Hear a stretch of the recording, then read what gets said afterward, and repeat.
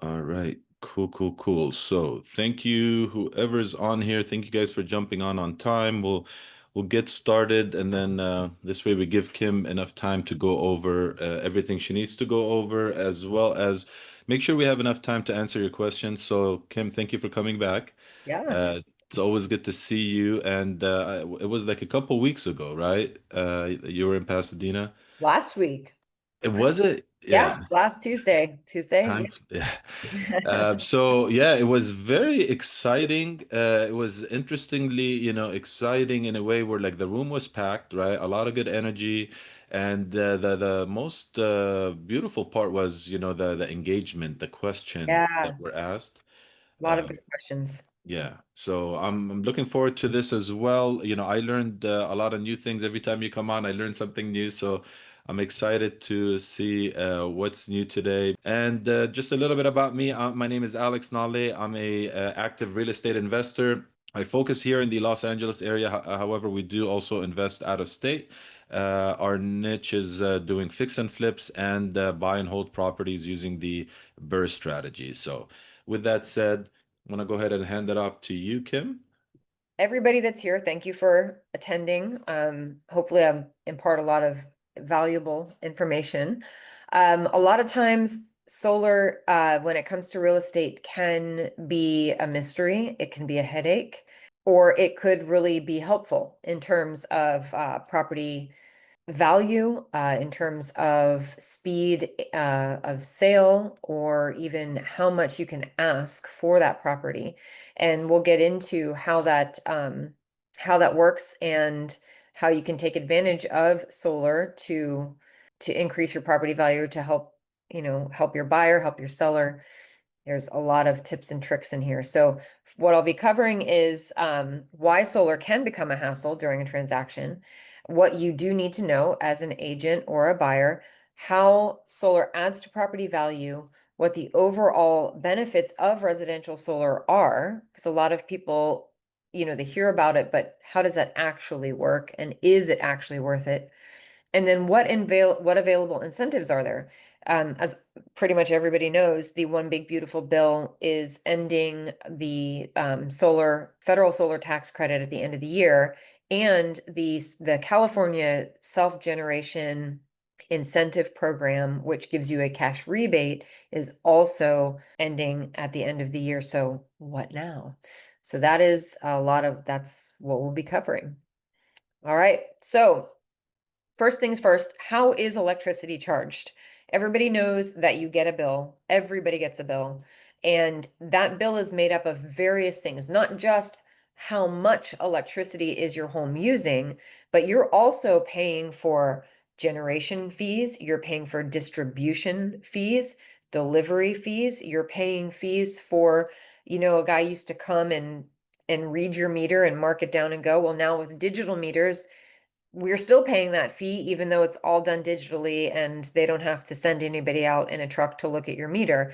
So there are all of these fees that make up your electric bill. So not only are you having a per kilowatt hour rate, but you also have all of those other fees and taxes on top of that, and that becomes your total. Various utilities have various different charges.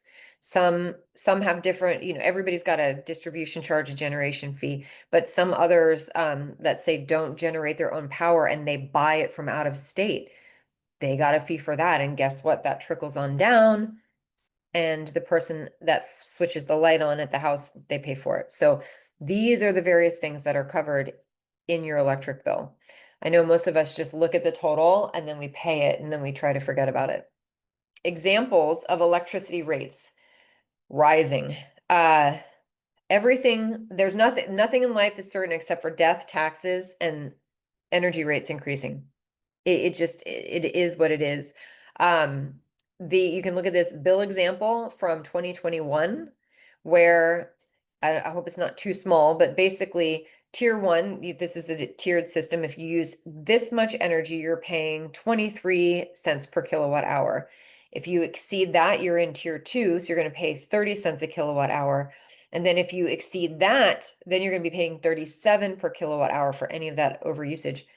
Well, that was the rate back then. Now we're looking at 28, almost 29 cents as a base rate, 35 cents for that middle tier two, and 42 cents for that high usage rate.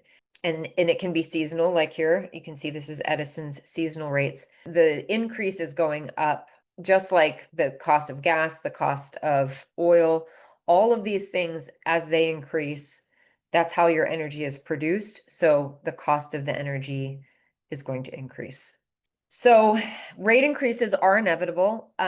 For anybody that lives in SoCal Edison territory, they just imposed a rate increase from 31.2 cents to 35.3 cents, which is about 13% for residential customers.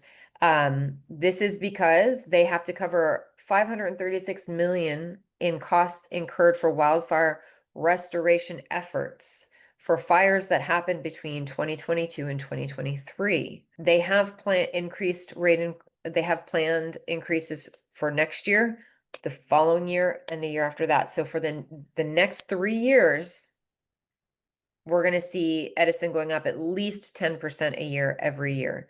This is because they have a lot of expenses to cover. They have a lot of insurance to pay for, and they have the Eaton fire lawsuits and everything else that are coming up. So rate Is increase. that including the Ian Fire stuff, or is it before? Is this is just before? This 536 million is before the Eaton fire. This Wow. is for other fires that they were responsible for causing. Wow. Um, the Eaton fire, I don't even know what that's going to look like. That's like it's going to be a Different beast. yeah, it's going to be intense. But hey, here's the great thing. Every home that's rebuilt is, and modular, I don't know, maybe excluded, but every home that's rebuilt in Altadena has to have rooftop solar. So guess what, Edison? They ain't going to be paying for your energy. So, and then another example is Glendale Water and Power. They just had a three-stage 37% rate increase between January of last year and July of this year, plus just imposed another 5% increase November 1st, just a couple weeks ago. So they are actually the second highest utility, second most expensive utility in the entire country, second only to San Diego Gas and Electric. Wow. So these rates they're going up. Other states, the national average rate increase is 4%.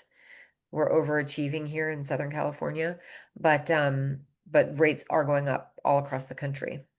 And here's a little solar humor for you.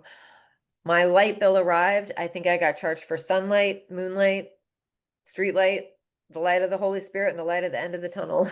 And that is how it feels sometimes, it's like it's tough sometimes, it really is. And honestly, when you buy a house, you can shop around for a house, you can look at the different school districts, you go, oh, okay, I want to be in this school district, or I want to be, okay, I like that school. I even got private schools around here. There are various things. Is there a Trader Joe's? Is there a Whole Foods? You cannot shop your utility. You want to move into a house and you want to turn lights on, you're going to have to pay whatever the going rate is. Mhm. And will be subject to their whim on how much they increase that by. So solar is becoming prevalent for many reasons. That one being the main reason is the cost of energy being so high. So as of 2022, somebody was going solar every 44 seconds. I can guarantee you it has increased since then. And this is just an educational point. There are about 90 million homes in the US that are eligible for solar, meaning the roof type, the roof orientation, if their electrical is up to code for solar, etc. Out of that 90 million, only 3.5 million have gone solar. So we've got over 87 million eligible households that could convert to solar energy. And I'm telling you, it's an upward trend. We have sunlight in abundance. We might as well harness it.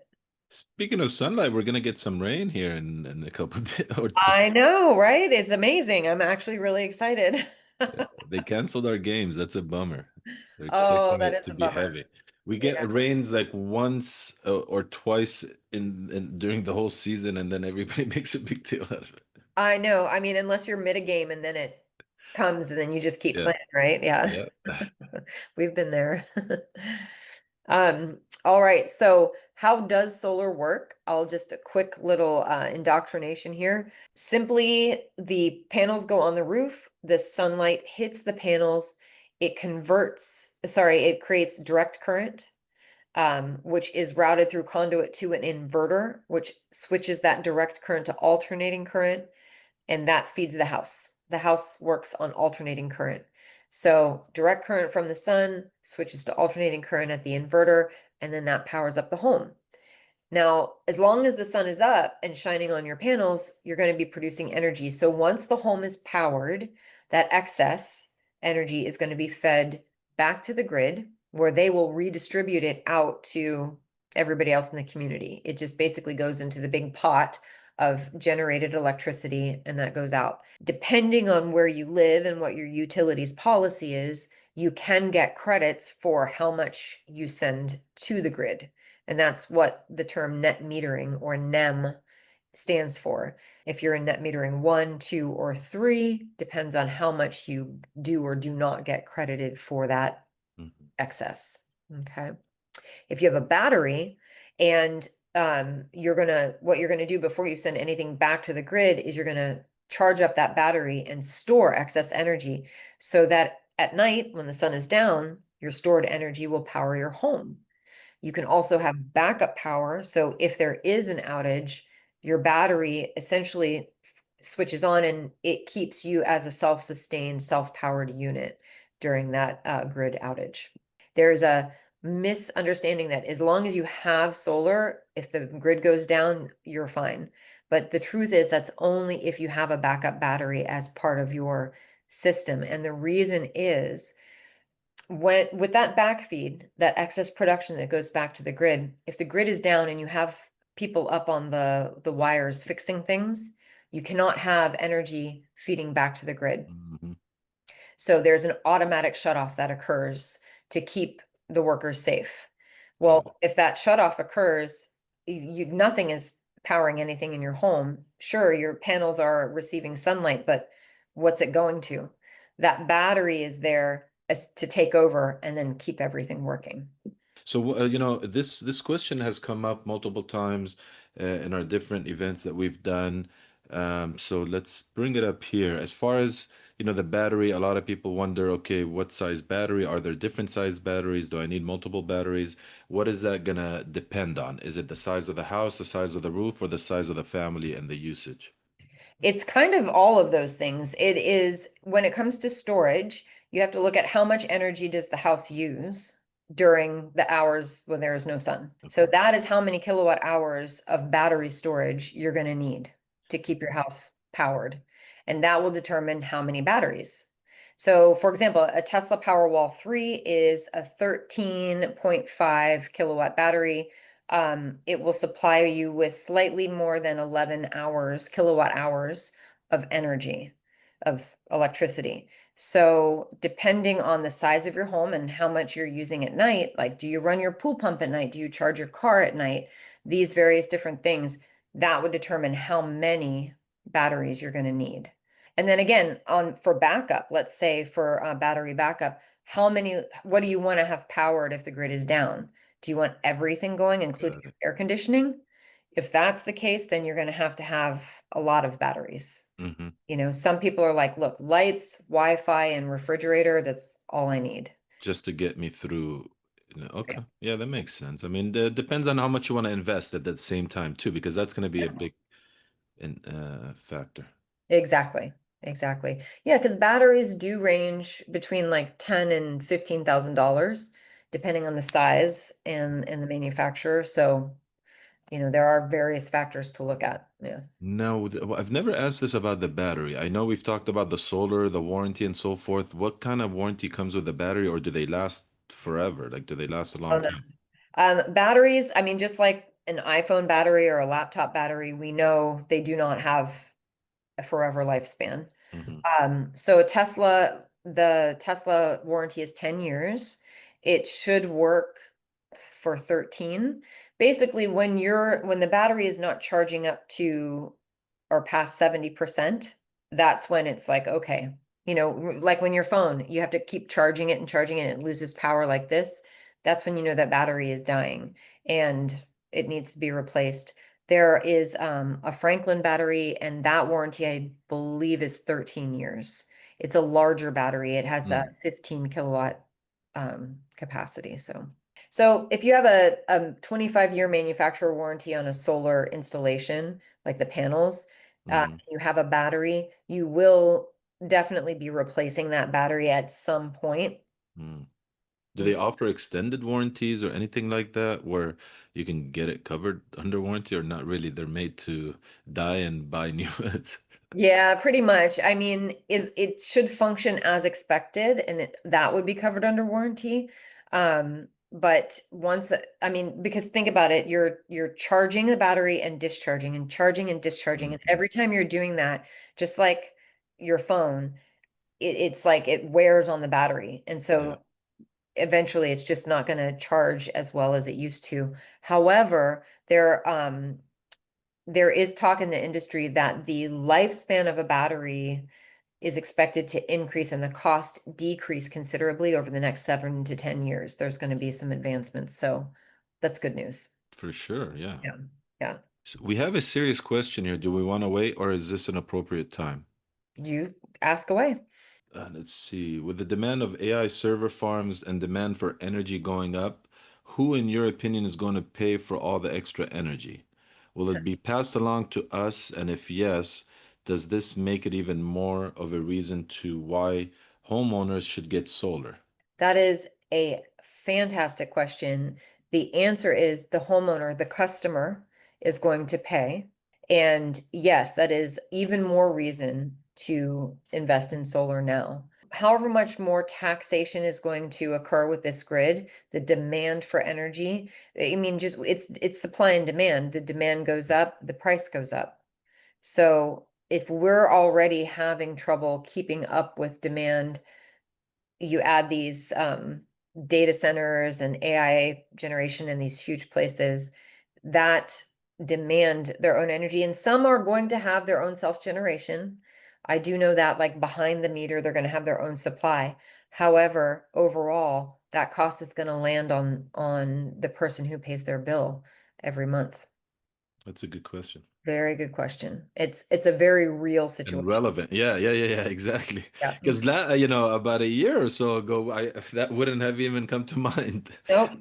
Nope. I'm telling you, in terms of these data centers, I mean, they're massive. They're chock full of servers. They have to be kept at a certain temperature 24 hours a day, 365 days a year. It's a lot, you know. And just a fun fact for everybody to know, it uses, in order to produce a 30-second AI generated video, that the amount of energy that requires is the same as if you charged your iPhone from 0 to 100% 180 times. Oof. That's for one 30-second AI video. So, you can imagine. All right, so we already touched on this, the benefits of storage. You are covered when the grid goes down. You store and use your own energy. You have protection from the net metering changes in terms of like what credits you do or do not get. You've got your backup power, you're saving money. There have been incentives and rebates. There probably will be in the future, some new ones. Um, and you don't have to use a generator. That's the other thing. You don't have to have a gasoline or propane powered generator that you plug in and run to keep your fridge up Mhm. in an outage. All right. This just a little bit of information from the field. Homeowners do want solar. And I mean, this is relevant when it comes to real estate. If you have a home that has solar on it, it's appealing to the buyer because they want more choice. People want more choice when it comes to their energy supply. Depending on where you live, green and environmental causes are a huge topic of discussion, a huge topic of importance. And so they support that. Over 60% of people are interested in solar for their homes regardless. So when we talk about wanting more choice, I was saying, you can't really shop around for your utility. And when it comes to that, I liken it to if you had only one grocery store that you could shop at, and they set the price of eggs at like 10.99 for a dozen. And so you buy them because what are you going to do? Then another store opens up down the road and they say, "Hey, we're selling eggs for 4.99 a dozen." You have an option now, and most people will go for that less expensive option for the same exact product. Mhm. So solar is very attractive these days. I want to touch on how solar is financed because this is often asked. Obviously, you could purchase it outright, cash and then own it. There are a lot of great solar loans that are available, or you could take out a personal loan to finance it. But what we're moving into more now that the federal tax credit is going away, is solar as a service. And by that, I'm talking leases and power purchase agreements. They are very, very similar products. The difference is with a lease, there is a lien on your home. With a power purchase agreement, there is not. And it's easier to sign over. It's easier to transfer over a power purchase agreement to a new homeowner than it is a lease. It can be done with both, but the PPA is just easier. With those two, you do not qualify for the federal tax credit. However, the leasing companies do. And therefore, they take all the benefits that they get and then they pass that on to the homeowner in terms of a very, very low monthly payment. For example, I was just on the phone with a Glendale homeowner. They're paying between $600 and $800 every 2 months, so between $300 and $400, sometimes even more in the summertime. And they're able to get a power purchase agreement at a fixed $175 a month. Wow. Yeah, More than half. more than half. And that goes up less than 1% a year. It's So come year 25, they still won't pay what they're paying today with the utility. But can they run it also like use up more things and not have to be too conservative? Yep. Yeah, it So that's supplies. a big deal, right? Because their $400 to $800 bill is like they're probably trying to be very conservative, like watching the lights. But then when they have the solar, they can That's live right. life and enjoy. That's right. Turn the air conditioning on, turn it down. And that system will give them 120% of their annual usage, meaning they have excess. So they can keep the lights on, they can run the AC, and they can accrue those credits with the utility. So it's if you sit down and understand enough about how the solar is designed to work, and as long as the person presenting it and working with the homeowner knows what they're doing and is honest about it, you really can work out some incredibly beneficial and valuable solutions for them. Saving a couple $1,000s a year. I mean, some people over the term, I'm saving them over $200,000 sometimes over 25 years. Well, we're here. No, but I do see a question popped in there. So it says, Kim, does solar make sense for a condo townhome? If so, what does that process look like? So that's going to depend on a few things. One is the HOA. That's the first thing that we always have to check with is what are their bylaws and what do they allow?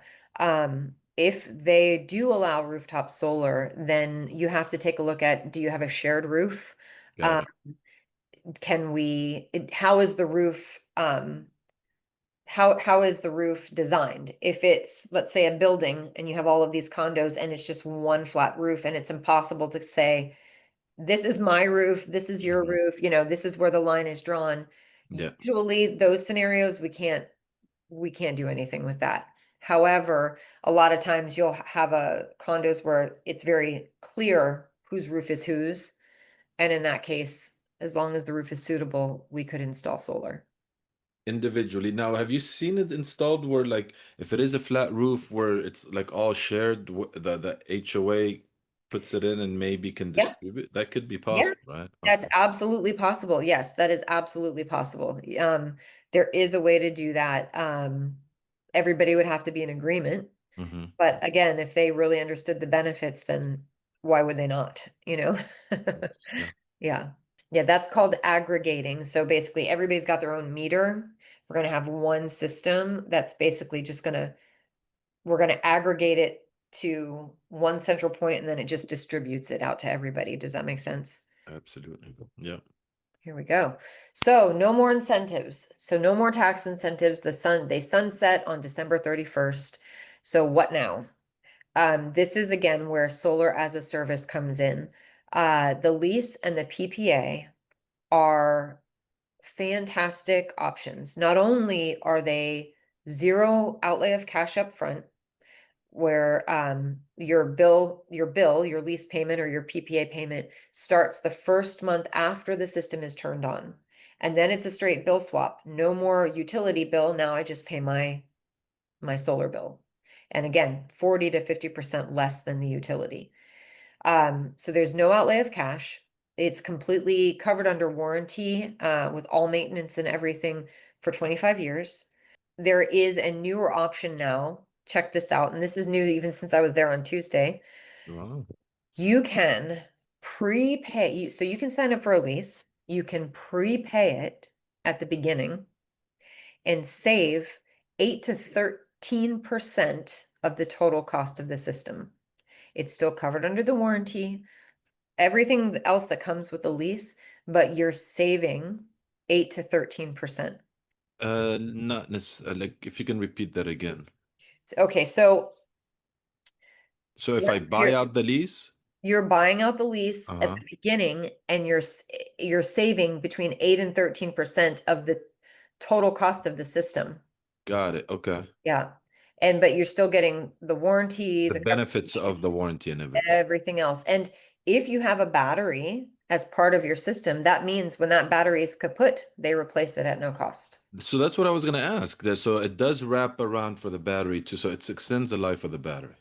Yep. That's Oh, yeah. valuable right there. I mean, if the Very. average life 10 to 13 years, this is 25 years, so that alone makes sense. That's right. And check this out.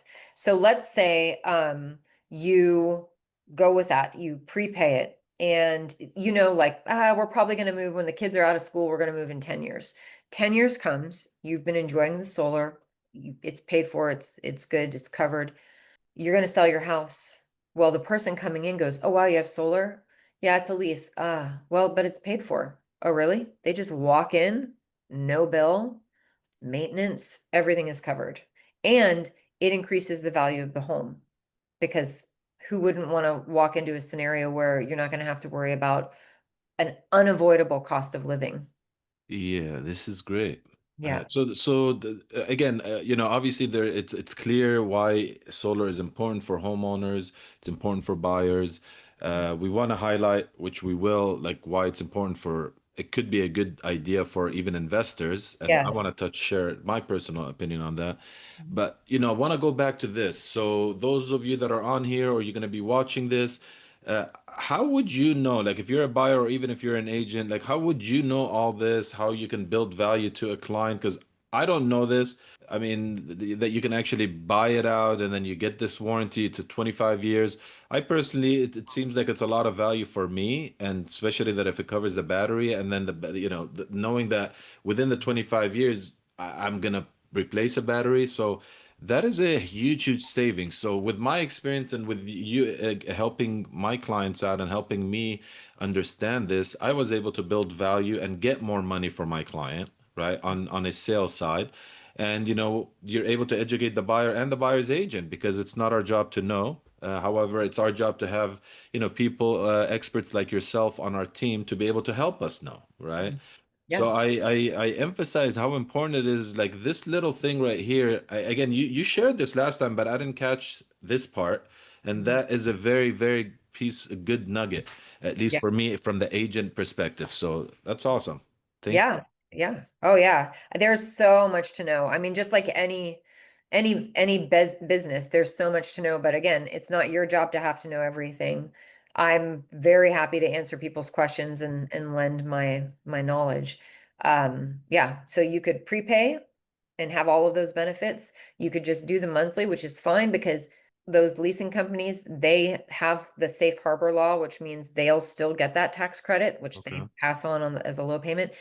And you do have the option to fully buy out and own the system after the 5th year, meaning an appraiser will come, look at the system, say, here's what the fair market value is, and you can just buy it out and then you own it. Nice. There are a lot of options that come with this. So solar as a service really is the future. And like some companies that I'm working with, they're offering their own rebates and incentives to go this route because I mean, it just makes sense.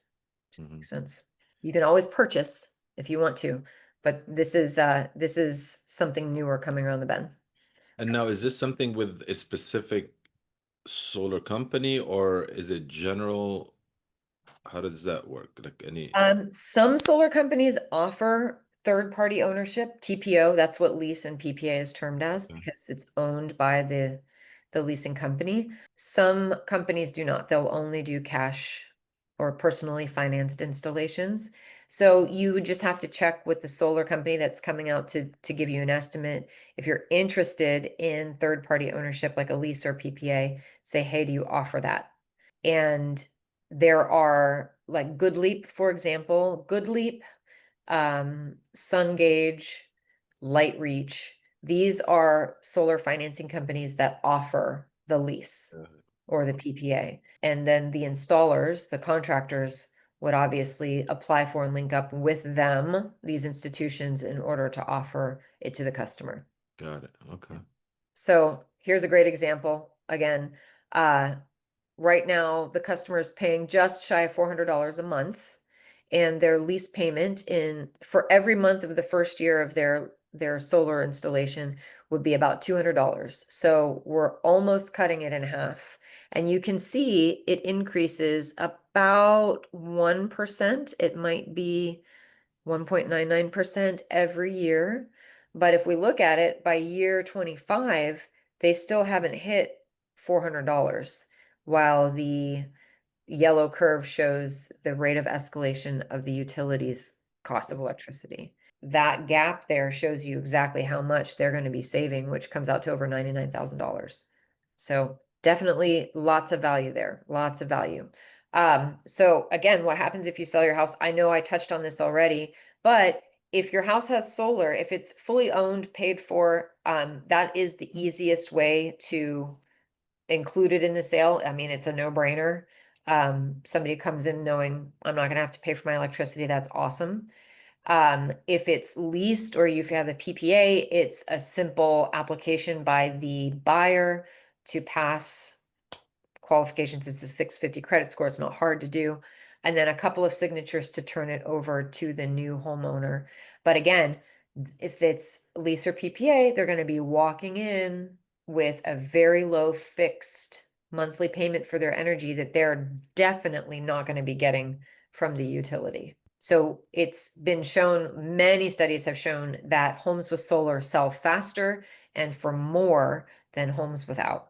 How to tell if your buyer will save with solar, you could call me, or you could ask, you're going to do a few things. You're going to ask for a copy of the existing homeowner's energy bill. There's nothing confidential on that, by the way.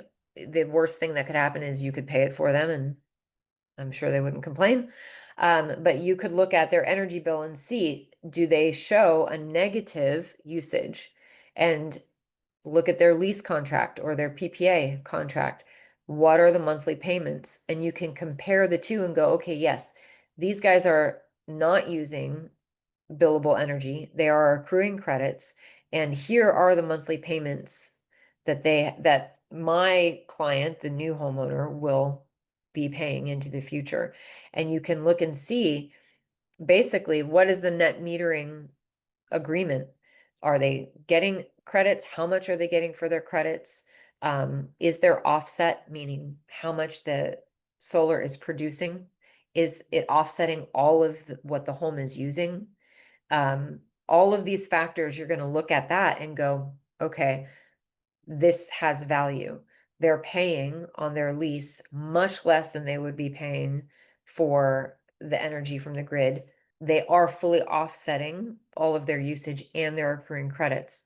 Because sometimes what happens, unfortunately, is a solar company will come, they will undersize a system, meaning not enough panels, or they will place them on a roof that really doesn't qualify, meaning it's got trees or there's a building next to it and it casts shade and it's just not producing. So now the customer has a lease payment and they have a utility bill. And now they're paying double. Not double necessarily because the solar will offset some of it, but they have both.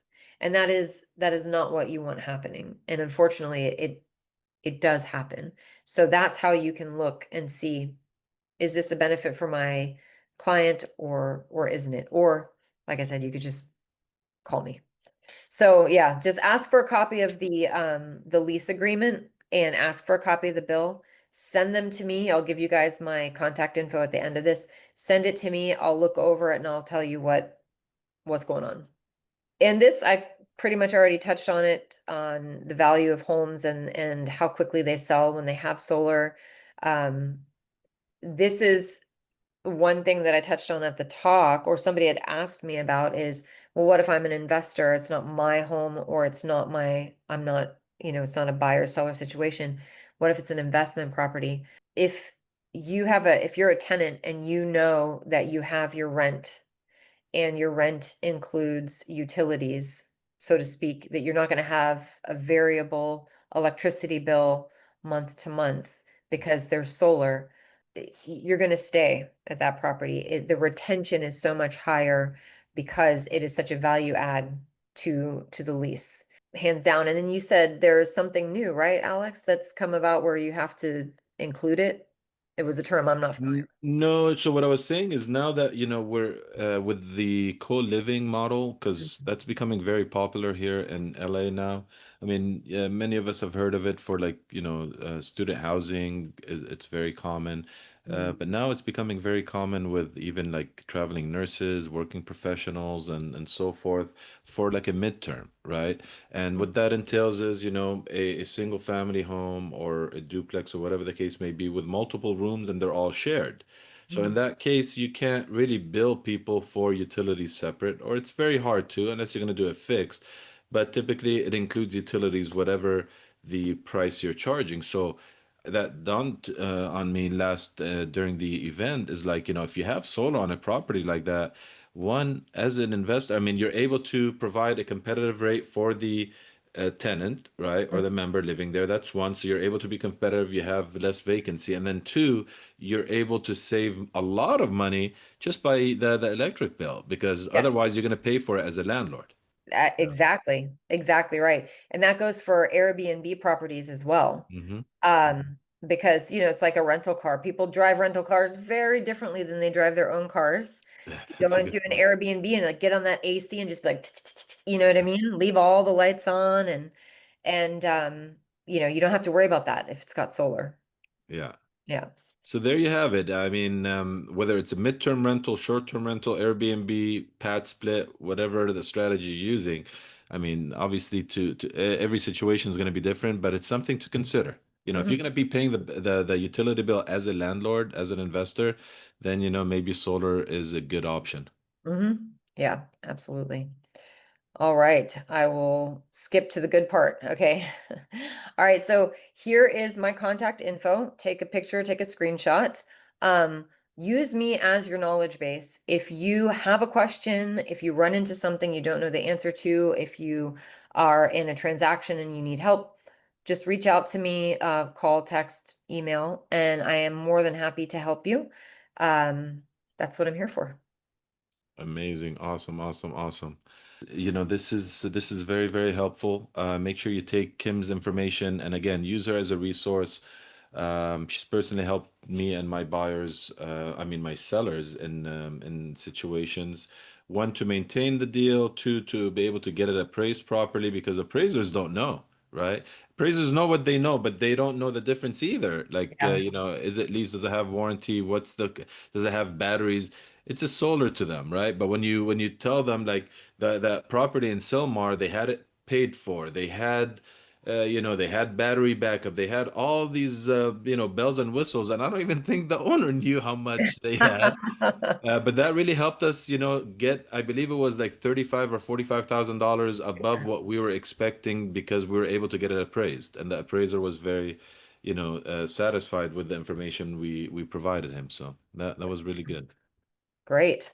Well, if no other questions, again, Kim, also hope you can join us on, at the Laurel Tavern. That is going to be on the 25th. And then, but definitely stop by December 2nd. It's going to be Yeah, a very, very cool topic, very cool speaker.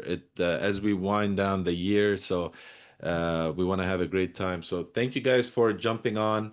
Look forward to seeing you guys next time. And Kim, thank you so much for taking the time and supporting our community once again. absolutely. Thank you very much. I look forward to the next event. Awesome. Have an awesome day. Okay, you too. Bye.